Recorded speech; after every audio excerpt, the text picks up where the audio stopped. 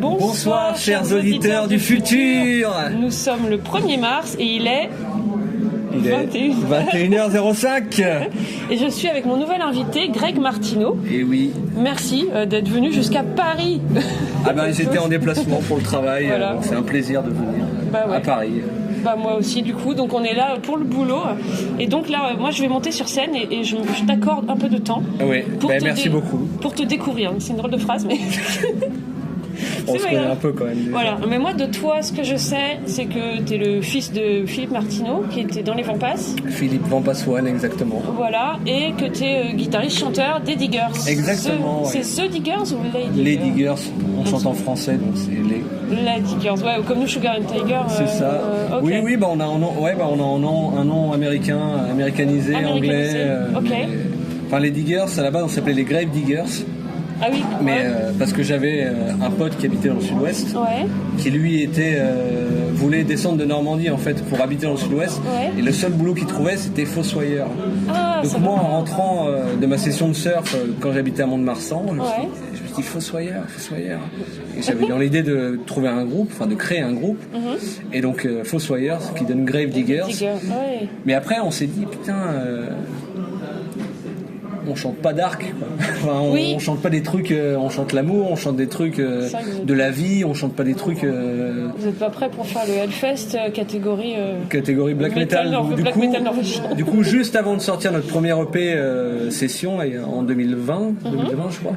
Et ben, on a dit, on raccourcit les Diggers. Et en fait, les Diggers, c'est des anarchistes de San Francisco, écolos. Les premiers anarchistes écolos en fait. Dans les années 70 60-70 par là quoi en tout cas à San Francisco, et donc on s'est dit c'est trop drôle parce que les Landes il y a quand même ce côté nature et tout, et donc ça fait quand même un rapprochement, et le côté un peu anarch qui aussi dans les on n'est pas anarchiste mais bon il y a quand même ce truc un peu rebelle, et c'était marrant quoi. Et c'était pas pris aussi donc oui vous avez vérifié avant quand même. C'est bien. Mais par contre là sur notre tournée on joue avec The Grave Diggers en Belgique. Mais c'est un hasard. Je pense que le mec il a fait exprès mais c'est drôle quoi.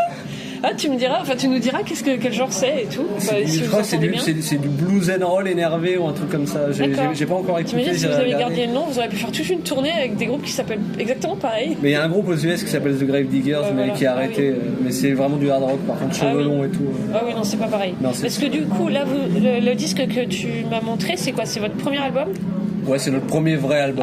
Parce qu'avant il y a déjà autre chose qui était sorti. Ouais, il y avait déjà Toxic UV, mais bon, c'était un EP, non? C'était on va dire un album démo, quoi. C'était il était très très bien déjà. Ouais, mais c'était pour cristalliser le truc, mais c'était pas vraiment. On n'a pas vraiment fait les trucs à fond. On l'a fait rapidement en sortie de Covid. Moi, j'avais le Covid d'ailleurs pendant qu'on a enregistré, tu vois, donc c'était. Et là, l'album que vous avez fait, il y a les mêmes morceaux qui Non. Là, c'est tout nouveau, tout écrit et enregistré, donc avec notre nouveau batteur Robin. Ok. Donc, bienvenue Robin. Qui est rentré. Ouais, bienvenue Robin. Donc il y a batteur, toi tu fais guitare-chant. Guitare-chant, un autre guitariste Arthur et bassiste Hugo. Ok. Donc voilà. Et les paroles, c'est toi qui écris? C'est moi qui écris les paroles, ouais. Okay. C'est moi en fait, je pose les paroles à la guitare. Avant que le morceau existe? Ouais, c'est ça, mais là des fois j'avais fait des trucs un peu plus poussés sur GarageBand et tout, avec des fausses batteries et tout, parce que on avait essayé, on avait réservé la date d'enregistrement, donc il y avait des trucs qu'on avait dû accélérer un peu, donc on a fait comme ça. Mais sur le prochain, on va vraiment, là j'écris vraiment des trucs tout simples, juste guitare-voix, et on écrira tous ensemble. D'accord. Je pense sur le prochain, tu vois. Ouais, c'est bien un truc collectif, quoi. C'est bien que ça change, tu vois, à chaque fois aussi, tu vois. Mais sur celui-là, on a fait comme ça. Il y a des morceaux qui sont composés à plusieurs, des morceaux qui étaient déjà écrits avant que Robin arrive, parce que avant on avait Rodolphe jusqu'à début juillet, et Robin est arrivé après, donc il y avait déjà des morceaux qui étaient déjà écrits, et puis après on les a remaniés. J'ai hâte d'écouter ça. Pardon, je te coupe la parole. Non, mais je coupe la parole aux gens qui m'intéressent. Donc si je te laisse parler trop longtemps, c'est que ça va plus. Non, je rigole. Grâce à cette interview, je fais des efforts. C'est bien. Non, mais dans tous les cas, on a. Pardon.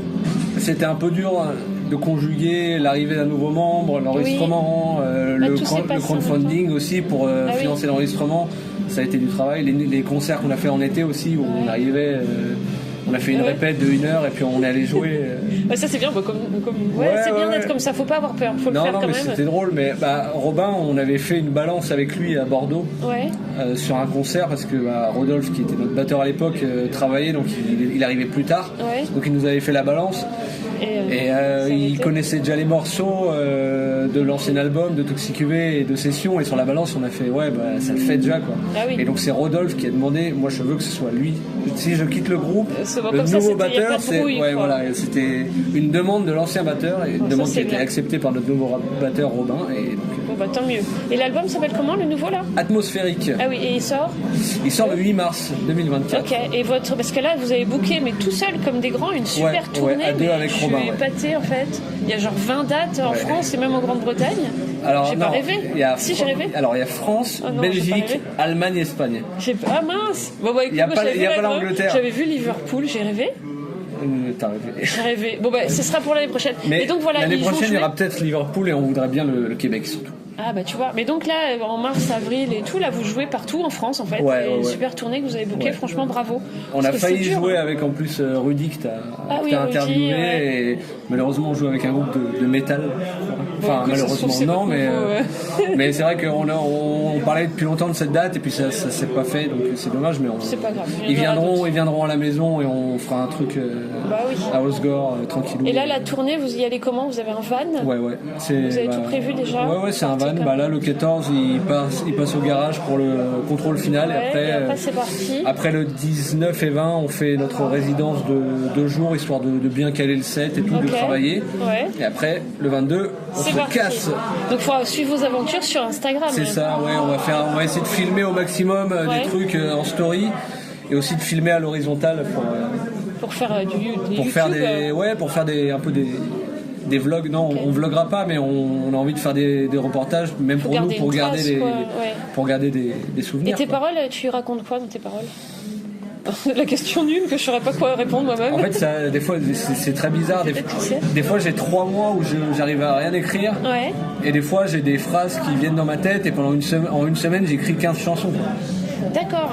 Et mais ça m'est déjà arrivé d'avoir une mélodie ou des paroles où je me réveille en pleine nuit et j'enregistre sur dictaphone sur l'iPhone pour ceux qui sont chez Apple. Ouais. Et vraiment, j'enregistre un semblant de phrase. On l'entend à peine, mais je. Et t'arrives à retravailler à partir de ça. Et le lendemain, je retravaille à partir de ça, ouais. Ah, c'est marrant ça, c'est bien. Mais là j'essaie de travailler autrement, d'essayer de mixer paroles écrites, de démarrer par exemple sur un couplet, de trouver le yaourt sur le refrain et d'après faire le refrain en yaourt. Ce que je faisais pas avant. Avant j'écrivais directement les paroles et j'essayais d'adapter la mélodie. Ce qui n'est pas forcément la meilleure méthode sur. Des fois ça marche très bien, mais des fois ça marche pas super bien. Parce que la mélodie, enfin les mots, ils coupent déjà l'idée de mélodie de base. Et des fois il y a des super textes que j'arrivais pas à poser comme ça. Ah oui, d'accord. Donc je me dis maintenant je vais essayer de faire pareil. Et j'aime bien, changer un peu, sortir de ma zone de confort. Bah oui, non, tu fais bien. Et c'est super dur d'écrire en français, parce que tu vois, on peut avoir l'air vite con. Et toi, t'aimes bien qui? Alors me dis pas. Non, je vais pas le dire. Mais on sait de qui on parle, mais je vais pas dire. Non, mais qui t'inspire au niveau des paroles, même en Angleterre ou en Amérique ou en Russie? J'écoute plein de trucs, mais l'inspiration, elle est. Non, t'as le droit de le dire. Elle est vague. Il y a les Vampas évidemment, parce que moi j'ai baigné là-dedans. Je suis tombé dedans quand j'étais petit. Mais sinon j'écoute plein de trucs et pas forcément du punk. J'écoute assez peu de punk en vérité. Enfin, j'en écoute, mais c'est pas 90% de ma musique. J'écoute beaucoup de country, un peu de rap américain, de la tiki musique, un peu années 50. Je sais pas si tu vois. C'est quoi la tiki musique? C'est la musique un peu Hawaï, tu sais, dans les bars, tu sais, les bars américains années 50, tiki, tu vois. Je vois ce que c'est le tiki et tout, mais la musique d'un coup. Du coup, c'est les musiques un peu hawaïennes, style un peu. C'est pas mal. J'ai pas vraiment d'exemple, je pourrais t'envoyer, ça détend bien, quoi. J'aime bien. Mais après, j'écoute plein de trucs, vraiment. Et après, ça arrive pas dans ta musique à toi, forcément, tout ça. Non, mais là, il y a un morceau, par exemple, sur l'album qui s'appelle Justine, qui est un peu country quand même, quoi. Un peu country. Mais j'écoute plein de trucs, j'écoute des trucs. Et et les clips? Parle-moi de ton super clip. Là, on va faire on a fait un clip sur Surfer sous la douche, mais sur la version single. Okay. Sur l'album, c'est une version différente qu'on a réenregistrée. D'accord. Mais bon, c'est pas si différent, hein, mais on l'a réenregistré avec le même mix et tout. D'accord. Voilà, et vous allez refaire un clip du coup? Non, on va pas refaire un clip sur ce morceau-là, mais on va, on a deux, trois clips de prévus, puis on va clipper avec ma sœur aussi. Là, les Morveuses, c'est ça? Les Morveuses, les Morveuses sur Instagram, elle est très très douée. Qui a fait un clip pour Alex de Johnny est mort et tout le monde. Quoi, donc, qui elle fait des études dans l'audiovisuel et dans le cinéma. Donc, oui, bien. Je la fais travailler, je l'entraîne. C'est très très bien. Non, mais c'est marrant de travailler ensemble et tout. En famille, Mais souvent, c'est comme ça que ça marche. Enfin, je pense que voilà, faut. Quand il y a une entente, en tout cas, ouais. Si on peut travailler avec des gens proches, il y a moins déjà cette peur, cette appréhension de la personne. Il y a moins ce côté jugement. Ce côté jugement de la caméra et tout, quand c'est ta sœur derrière, c'est plus simple ça c'est clair. De se dévoiler devant la caméra. C'est bien, moi j'ai hâte en tout cas d'écouter le disque et de vous voir parce que vous jouez en plus pas loin de Montpellier, j'espère qu'on pourra venir. J'espère. Je voulais t'inviter, mais si c'est déjà dans l'idée. Si c'est dans l'idée, mais alors on verra. Et vous savez, je suis déconcentrée avec les gens qui nous font coucou et T'inquiète. tout. Alors, les gens nous disent bonjour en fait. Oui, les gens. Alors on est près d'une porte vitrée et d'un couloir. Et les gens nous disent bonjour. Donc. C'est pas évident de rester concentré. Qu'est-ce que je pourrais poser comme question? Parce que là, je suis plus concentrée. C'est une question tragique. Attention, j'invente les questions directes. Question tragique, ok. Quand tu te réveilles le matin, est-ce que t'es dans quel état d'esprit? Est-ce que t'as peur de la vie ou est-ce que tu te dis vas-y on y va? Non, généralement je me réveille super bien, en forme, souvent à la même heure, sans réveil. Je suis assez calé, je suis toujours très très calé. Mais généralement les pensées sombres viennent plus au moment de m'endormir. Je repense à tous les trucs c'est là où t'as pas de distraction. Toi t'es vraiment dans le noir et les quelques minutes avant de s'endormir, c'est là où tu peux penser vraiment et avoir que tu peux penser à tout, donc à des choses très bien, très marrantes, même des textes par exemple, des phrases pour les morceaux, ou repenser à des trucs un peu durs qui se sont arrivés dans ta vie. C'est vrai, c'est le soir. Récemment, moi il m'est arrivé des trucs pas cool, j'ai perdu un ami, c'est vrai que ça cogitait pas mal le soir. Tu comment m'étonnes. ça s'est passé, pourquoi il a fait ça. Et il s'est suicidé? Il y en a tellement. 2 jours avant de démarrer l'enregistrement. Il devait jouer avec vous? Non, mais bon. C'était bizarre de démarrer un enregistrement. Ça a dû. En fait, je prenais le train pour redescendre et il y avait déjà eu 1h30 de retard à Bordeaux, donc le trajet il m'a fait déjà bien. Et 2 minutes avant d'arriver, j'ai un message de mon pote qui venait me chercher à la gare. J'ai appris une nouvelle horrible. Et voilà, il s'appelle comment? Il s'appelait comment? Il s'appelait Nico. Voilà. Bon, maintenant il est là partout. Maintenant il est là avec nous. Non, c'est vrai. Pendant un certain temps. On dédicace ce disque. Pour Nico. Voilà, c'est pour Nico ce disque. Une belle âme sensible, sans doute. Malheureusement, on fait pas ça quand on est une brute idiote. Ça lui a porté défaut, mais c'est comme ça. Mais c'est vrai que c'était bizarre, quoi. Mais bon. Après, du coup, vous avez quand même fait le disque. Ça t'a aidé finalement à. J'ai essayé de pas trop y penser parce que c'est vrai que je suis allé le voir et on était en enregistrement, je suis allé le voir et je suis retourné en studio juste après, quoi. D'accord. Donc c'est vrai que c'était assez bizarre, quoi, mais oui, t'as fait ton deuil en même temps que tu crées un album. T'imagines le contraste? C'est intéressant quand même, mais oui, c'est intéressant comment la vie t'apporte ça comme ça. Mais dans cet ordre-là. c'est vrai que j'ai le vrai coup que j'ai ressenti, je pense, c'était quand j'ai voyagé à Bruxelles après. Je suis allé à Bruxelles, vraiment beaucoup de monde et tout, et en arrivant à l'hôtel, j'ai craqué, vraiment, c'était dur, quoi. Mais après, vraiment un mois après, quoi. Mais sinon sur le moment, dans l'album, j'ai essayé de pas trop y penser non plus, d'en faire une force, mais c'était pas. T'es courageux. Bon, pensez à Nico. Mais voilà, pensez à Nico. Et du coup, oui, pardon, j'ai parlé par-dessus. Non, donc il vous aime, il t'aime, Greg. Et donc du coup, donc on reprend, tu pensais à la nuit, après on dort, après l'inconscient il traite tout, et après toi tu te réveilles et t'es de bonne humeur. Comme monsieur. Oui, comme monsieur. Comme monsieur, il fait exactement ça. Tant mieux. Mais la nuit porte conseil, hein, souvent on le dit, mais. Parce que quand on laisse l'inconscient traiter les infos, en vrai ça fonctionne assez bien. La vitre bouge? Ouais, je crois. Un peu. Parce que c'est une ancienne porte. On est à La Chapelle, c'est ça? On est à Stalingrad? On est à Barbès. Non, à Barbès. Ouais, on est à Barbès. En fait, on est à la FGO Barbara actuellement. Voilà, et il y a le métro aérien qui passe de temps en temps. Qui passe, des camions de livraison tagués. Ouais. C'est Paris, quoi. Ça fait rêver. C'est Paris, ouais. Les grues pleines de guirlandes lumineuses.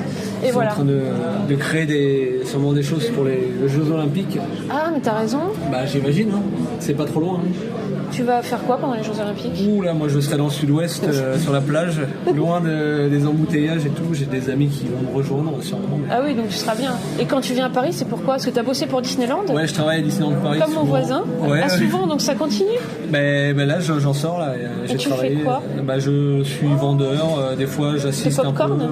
Non, je vends des peluches, des Stitch, des Mickey. C'est trop marrant. Mais c'est très très bien. L'ambiance est super. Moi, j'aime beaucoup travailler là-bas. Ah bah tant mieux. Et ça fait pas l'impression de vivre tout d'un coup dans une réalité alternative? Exactement. De passer toute ta journée là-bas? En fait, c'est vraiment l'expression l'envers du décor. Ah oui. Prend tout son sens. Ah oui. Mais moi, je vais souvent à Disneyland Paris. Moi, j'aime beaucoup les parcs d'attractions en général, mais Disney, j'ai un rattachement à ça parce que j'y vais depuis tout petit. Ouais. Et c'est vrai que j'avais peur avant de travailler. Que ça te casse. Que ça me casse le truc, mais en fait, non, ça va. Ah ouais. Je suis content d'apporter la magie maintenant. Oui, c'est vrai que ça doit être chouette. Et de connaître la dernière phase du parc que je connaissais pas, c'est-à-dire l'arrière des décors. Et t'as le droit à des peluches gratuites? Non, mais j'ai 25% avec la carte. C'est déjà pas mal. C'est déjà bien. Et pourquoi le ratatouille est si raté? Ça m'énerve. Pourquoi le ratatouille est si raté? Elle est ratée, la peluche de ratatouille. Parce que c'est fabriqué en Chine, voilà. C'est la seule réponse que je pourrais. Je vends pas la ratatouille, moi, je vends les oreilles de Mickey. Ah oui, d'accord. Et t'as jamais voulu faire les bonhommes, faire mettre les costumes de bonhommes? Ah, c'est des. Je peux pas dire ça, c'est secret défense. Il y a tellement de mystères autour de qui fait les bonhommes. Bon, bah, gardons le mystère. Qui fait Winnie l'ourson? Winnie l'ourson, je peux pas le dire. Non, garde un peu de mystère, je trouve ça trop marrant. Je sais pas s'il y a des enfants qui écoutent, en fait, c'est ça, j'ai pas envie de je crois pas, parce que vu les sujets que j'évoque des fois. Non, mais moi je crois que je veux pas savoir en fait. Bah alors, on ne dira rien. On ne dira rien, c'est vraiment Mickey derrière. Je veux pas savoir. C'est vraiment Mickey qui vous fait coucou si vous voulez. Et Winnie l'ourson. D'accord, bon bah écoute. Non mais c'est drôle d'avoir ce truc là, cette parallèle de faire de la musique et de travailler à côté pour une souris. Moi ça me fait marrer. Oui c'est vrai. Ah oui. C'est marrant mais je traite un peu sur l'album là de ces sujets d'enfance aussi, tu vois. Ah oui. C'est un sujet qui t'intéresse quoi. Ah, moi j'aime bien parler de l'enfance. Ah bonjour Patrick, regarde j'ai interviewé mon nouvel invité. Il y a Patrick Coutin qui arrive. Bonjour Patrick. Ah mais je savais même pas que t'étais là. Oui, je suis là, j'habite à côté tu sais. Oui mais des fois t'es sur un bateau. Oui des fois je suis sur un bateau. Mais là je suis Alors nous avons Patrick qui est là pendant l'enregistrement. Pas de bêtises. C'est ton émission Greg. Oui je sais. Toi t'as une très belle émission. Merci. Oui c'est vrai que j'ai une très belle émission. Voilà. Merci encore. C'est vrai? Ouais, il y a des gens qui vont la voir. Ah bah cool, à tout à l'heure. Bon concert. Merci. Et par contre je tiens à dire un truc, c'est quand même que je suis du coup le nouveau titulaire plus jeune de tes interviews. C'est-à-dire que moi t'es plus jeune que Rudy? J'ai eu 25 ans en décembre moi. Bah voilà, le plus jeune, c'est bien, ça rajeunit la moyenne. C'est ça rajeunit de plus en plus.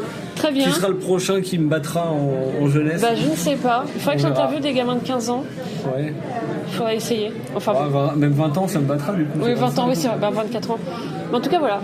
Est-ce qu'il y a quelque chose que tu aurais voulu dire et auquel j'ai pas pensé? Parce qu'après il va falloir que j'aille me préparer. Pas grand chose. Pas grand chose. Écoutez de la musique, soutenez les groupes que vous aimez au maximum et puis voilà. Amusez-vous et venez en concert et faites de la musique si vous en avez l'envie. Jamais se décourager. Voilà, ne vous découragez jamais malgré les nombreux murs que vous allez rencontrer si vous démarrez dans la musique. Mais préparez-vous-y. Non, ça se dit pas ça. Si. Préparez-vous-y. Si, ça fait bizarre. Mais voilà, préparez-vous-y. Et ne lâchez pas, comme ça vous ferez une superbe tournée comme les Diggers. Voilà, donc regardez sur leur Insta, peut-être qu'ils passent près de chez vous. Et c'est plein d'énergie.